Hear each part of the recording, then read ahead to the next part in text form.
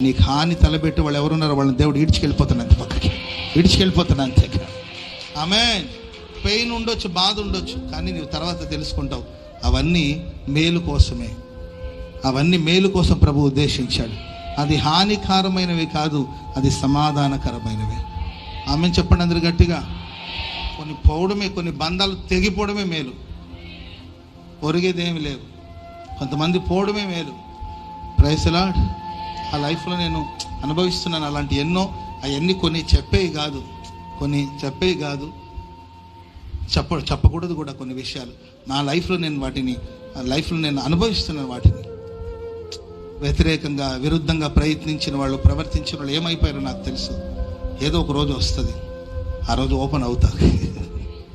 Praise the Lord. Hallelujah. నా ఈ మాట వలన వాళ్ళు దుఃఖపడకూడదు అనే ఒక ఉద్దేశంతో నేను చాలా ప్రభు సన్నిధికి ఎందుకంటే నా దేవుడు నాకు చేసిన మహోపకారాలు అవి. మనుషులు నా కోసం వ్యతిరేకంగా చేసిన పనులు, పన్నాగాలు, వాటిలో నేను మౌనంగా ప్రభుకి అప్పగించుకున్నప్పుడు ప్రభు ఆ కార్యాన్ని ఎలా నా దగ్గర నుండి దూరం చేశాడో, నన్ను దేవుడు ఎలా రక్షించాడో, నన్ను ఎలా కాపాడుతున్నాడో, నేను ఏ రోజు దాని గురించి ఆలోచించలేదు. ప్రభు ఒక రక్షణ వలయాన్ని నా చుట్టూ దేవుడు ఉంచి నన్ను అద్భుతంగా ప్రభు కాపాడుతున్నట్టు. స్తోత్రం చెప్పండి అందరు గట్టిగా.